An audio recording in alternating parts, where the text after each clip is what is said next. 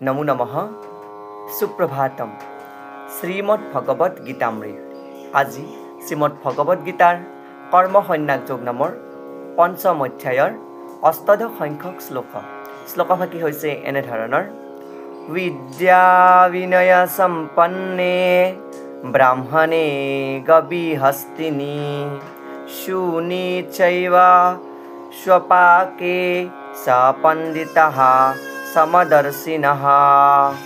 এই বিশিষ্ট শ্লোকভাগীৰ অসমীয়া অৰ্থ হৈছে এনেধৰণৰ যথাৰ্থ জ্ঞানসম্পন্ন বিনয়ী পণ্ডিতসকলে বিদ্বান আৰু সুশীল ব্ৰাহ্মণসকলক এজন বা এজনী গাইক, এটা হাতীক, এটা কুকুৰক আৰু এজন কুকুৰৰ ভক্ষণকাৰী চণ্ডালক লোকসকলক সমদৃষ্টিৰে চায়। তেওঁৰ কাৰণে কাৰো প্ৰতি হস্তক্ষেপ নাথাকে আৰু তেওঁ সকলোকে সম অধিকাৰ প্ৰদান কৰে বুলি ইয়াতে উল্লেখ কৰা প্ৰসংগত ভগৱান শ্ৰীকৃষ্ণই সখা অৰ্জুনৰ লগতে বিশিষ্ট শ্লোকভাগীৰ অৱতাৰণা কৰিছে। শ্লোকভাগী তাৎপৰ্যক্ৰমে উল্লেখ কৰিছে যে কৃষ্ণ ভাৱনা সম্পন্ন ব্যক্তি এজনে বিভিন্ন জাতি আৰু কুলৰ মাজত পাৰ্থক্য বিচাৰ নকৰে। সামাজিক দৃষ্টিত এজন ব্ৰাহ্মণ আৰু এজন চণ্ডালৰ ভিতৰত পাৰ্থক্য থাকিব পাৰে আৰু প্ৰজাতিগতভাৱে এটা কুকুৰ, এটা গৰু আৰু এটা হাতীৰ মাজত পাৰ্থক্য থাকিব পাৰে, কিন্তু আধ্যাত্মিক জ্ঞানসম্পন্ন দৃষ্টিৰে চালে এই দেহগত পাৰ্থক্যবিলাক নিৰৰ্থক, যিহেতু বিভিন্ন দেহধাৰীবিলাকৰ ভিতৰত এই পৰমাত্মাৰ অংশস্বৰূপে সম্পৰ্ক থাকে।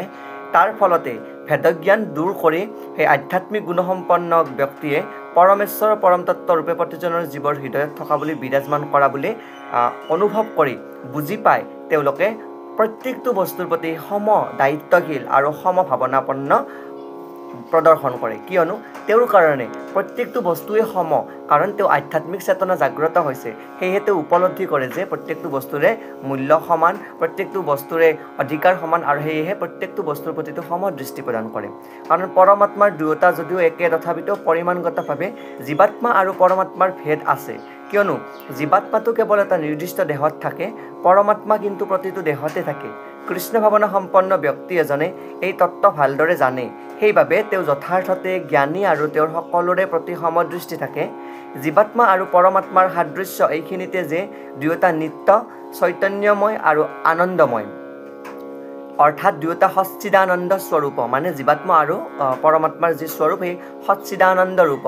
কিন্তু পাৰ্থক্য এইখিনিতে যে জীৱাত্মাৰ চৈতন্য আৰু জ্ঞানটো নিৰ্দিষ্ট দেহৰ সীমাতে সীমিত, আনহাতে পৰমাত্মাৰ চৈতন্য সকলোবোৰ দেহত ব্যাপি থাকে বা সৰ্বব্যাপী।